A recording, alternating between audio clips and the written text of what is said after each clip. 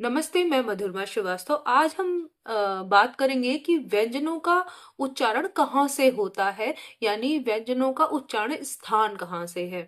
तो पिछली बार जो वीडियो था, हमने बात की थी व्यंजनों के बारे में उच्चारण के आधार पर, जिसमें कि मैंने बात की थी कि जो 25 है वो हमारे स्पर्श व्यंजन या वर्गीय व्यंजन है, जिसमें कि आपके क वर्ग, च वर्ग, ट वर्ग, त वर्ग और प वर्ग के व्यंजन आते हैं। फिर अंतस्थ व्यंजन मैंने बताए थे, 4 अंतस्थ व्यंजन य, र, ल, व। और उसके बाद ऊष्म व्यंजन श, श, स, ह। और उसके बाद 2 द्विगुण व्यंजन ड़ और ढ।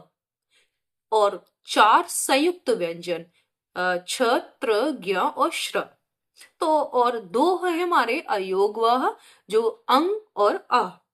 तो इनके बारे में हम पिछले वीडियो में बात कर चुके हैं। अब ये जो हमारे वर्गीय व्यंजन है या जो स्पर्श व्यंजन है, वो उनका उच्चारण स्थान कहाँ से, सबसे पहले इन्हीं पर बात करते हैं। तो मैंने जो सबसे पहले वीडियो था जिसमें कि मैंने स्वर का उच्चारण स्थान बताया था कि कहाँ से ये स्वर की जो उच्चारण करते हैं तो ये ध्वनि कहाँ से निकलती है।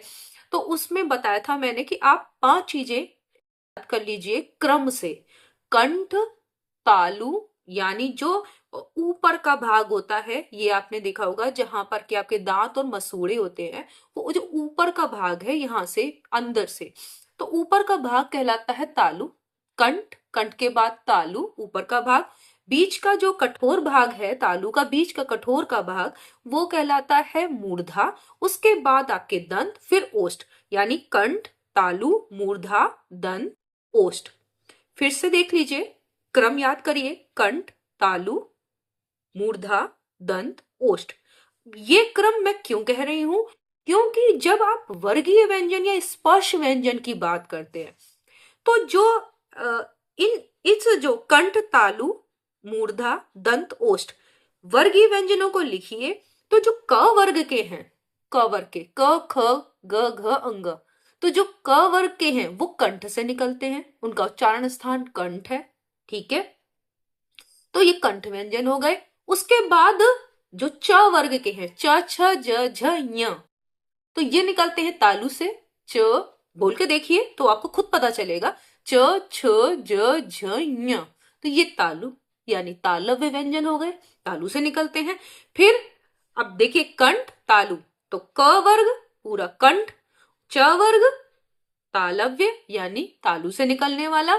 और उसके बाद ट वर्ग, ट, तो देखिए जवान आपकी यानी जीभ जो है वो पलट रही है, और कहाँ लग रही है, जो मूर्धा पे। मूर्धा का मतलब जो तालु का कठोर स्थान है, ये बीच में, यहाँ पे ऊपर देखिएगा। आप जब बोलेंगे इसको तो आपको खुद फील होगा, ये आपको महसूस होगा कि कहाँ पर लग रही है। जब आपकी जो जीभ है, ये आपकी जीभ कहाँ पर लग रही है, ये आपको खुद महसूस होगा। ट, ठ, ड, ढ, जब आप ये ण, ये जब बोल, जब आप ट वर्ग के जितने भी वर्ण हैं उनको जब उच्चारण करेंगे, तो आपकी जो जीभ है वो पलट के कहाँ लग रही है, मूर्धा में। यानी ये मूर्धन्य व्यंजन हो गए, ट, ठ, ड, ढ, ढ।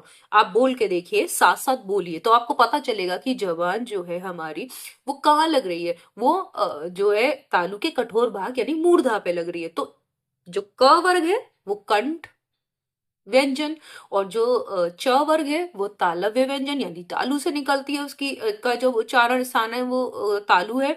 और उसके बाद जो ट वर्ग है वो मूर्धा से। और फिर जो आपका त वर्ग आया, त, त, थ, द, ध, न, तो आप देख रहे होंगे त, थ, तो ये जबान आपकी कहाँ लग रही है, जो जीभ देखिए जब बोलिए त, तो ये आपके लग रही है दांतों में, पीछे देखिए दांतों में ये जीभ आपकी लग रही है। तो आपका क्या हो गया, तो जो त, थ, द, ध, न है वो कहाँ से निकलते हैं, वो दंत से, तो उनका उच्चारण स्थान दंत है, तो वो दंत व्यंजन हो गए।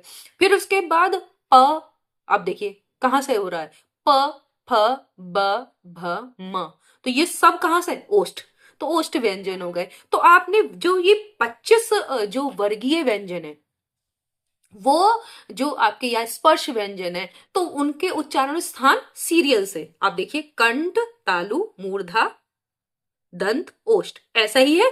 क वर्ग कंठ, और जो च वर्ग है वो तालु से निकलता है, उसका उच्चारण स्थान तालु है। और उसके बाद ट वर्ग जो है वो मूर्धा से, और फिर आपका त वर्ग आपके दंत से, और जो आपका प वर्ग है वो ओष्ठ से। तो बहुत आसान हो गया आपके लिए अगर इसे क्रम से आप देख लें। ठीक है, तो ये हो गए आपके 25।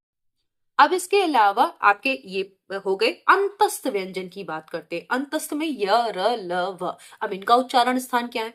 तो य निकलता है तालु से, सीरियल से देखिए, कंठ, तालु, मूर्धा, दंत, ओष्ठ। तो य निकलता है, य बोलेंगे तो तालु से, फिर र मूर्धा से। देखिए, तो आप कंठ को छोड़ दीजिए, उसके बाद देखिए तालु से क्या निकल रहा है? य, फिर र मूर्धा से, ल, ल आपका जो निकल रहा है दंत, ल, दंत ये दांत का पीछे का है, ल, फिर य, र, ल, व में आप बस एक है, ये दंतोष्ठ है, क्योंकि देखिए व तो आपका ये ओंठ भी आपका उच्चारण स्थान में देखिए ओंठ का भी प्रयोग हो रहा है और दांत का भी, व। तो ये हो गया दंतोष्ठ। तो य, र, ल, तालु, मूर्धा, दंत, और फिर व दंतोष्ठ। ठीक है, तो ये दांत और ओष्ठ का दोनों का प्रयोग हो रहा है। अब आप ऊष्म व्यंजन पे आ जाइए, तो श, ठीक है, तो ये तालु से निकल रहा है, फिर वो जो षटकोण वाला श, वो निकल रहा है आपका श, जहां रा आपका निकलता है मूर्धा से, फिर स, फिर वो ये है दंत। ठीक, तो ये हो गया फिर से तालु, मूर्धा, दंत, फिर ह निकलता है आपका गले से यानी कंठ से। देखिए ह तो कंठ से निकल रहा है, तो आपका श जो है वो तालु से, श मूर्धा जो षटकोण वाला, फिर स दंत, और ह आपका हो गया जो है वो कंठ से। तो ये हो गए। अब जो हम उनकी बात करें आपके द्विगुण, द्विगुण में ड़ और ढ, ये दोनों मूर्धा से, आप इसको बोल के देखिए, ड़ और ढ, ये दोनों मूर्धा से निकलते हैं, क्योंकि आपकी जो जीभ है वो पलट के ऊपर मूर्धा में लग रही है, तो ये मूर्धन्य व्यंजन हो गए। हम एक और अयोगवाह की बात करते हैं। अयोगवाह में अंग और आह कहाँ से निकलता है? तो देखिए आह बोलिए, तो ये कंठ से निकल रहा है, तो अह जो हो गया वो कंठ व्यंजन में आ जाता है ना, उसे कंठ से भी निकल अंग, अंग। तो ये आपका जो है ये नासिका से निकलते हैं। तो देखो, जो मैंने आपको बताया था वर्गीय व्यंजन में जो पंचमाक्षर हमने बात की थी, जो वर्गीय व्यंजन में लास्ट होते हैं, जैसे अंगा, इया, ण, न, म, जब इनको बोल रहे हैं तो ये कंठ, तालु, मूर्धा और आपका दंत, फिर ओष्ठ, इनसे तो निकल ही रहे, साथ में इसमें नासिका से भी देखिए उच्चारण हो रहा है, तो नासिका से भी, जैसे अंग, या, न्या, तो आप न्या, न्या, णा, आपको नासिका का भी, तो जो पंचमाक्षर हैं उनमें जो है उनका उच्चारण स्थान नासिका भी है। ठीक है, तो ये वाले जो पंचमाक्षर हैं वो भी नासिका से इनका उच्चारण होता है, और जो अंग है इसका भी नासिका से होता है। तो ये हो गया इनका। अब जो आपके मतलब इसमें जो जैसे अब आप अंग की बात कर रहे हैं तो वो कंठ से भी निकल रहा है और नासिका से भी, दोनों से। ऐसे ही आप ञा की बात कर रहे हैं तो ये आपका तालु से भी है और नासिका से भी है। तो इस तरीके से ये है। अब हम आते हैं हमने सबकी बात कर ली, संयुक्त व्यंजन बचे। तो संयुक्त व्यंजन कहाँ से निकलते हैं? तो आप इसको देखिए, जो क्षत्रिय वाला छा है वो किससे बना है? क से बना है और शा से बना है। अब क कहाँ से निकलता है? क, का, का वर्ग के जितने भी है वो कंठ से, तो क कंठ से, और श जो षटकोण वाला श है वो कहाँ से निकलता है? मूर्धा से। तो कंठ और मूर्धा दोनों का प्रयोग होगा जब क्षत्रिय वाला छ आप उच्चारण करेंगे। इसी तरीके से त्र, ता और र, ता कहाँ से निकलता है? ता दंत, और र मूर्धा, तो दंत और मूर्धा त्रा जब बोलेंगे तो दंत और मूर्धा दोनों का प्रयोग हो रहा है, ठीक है, तो वो उच्चारण स्थान दंत और मूर्धा दोनों है।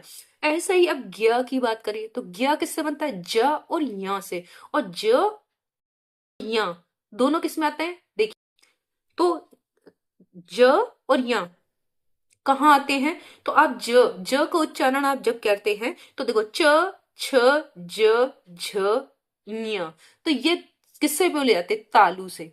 तो आपका जो य है वो भी कहाँ से आएगा, क्योंकि ज भी और ञ भी दोनों तालव्य व्यंजन है, तो जो आपका ज्ञ है वो भी क्या होगा, तालव्य व्यंजन।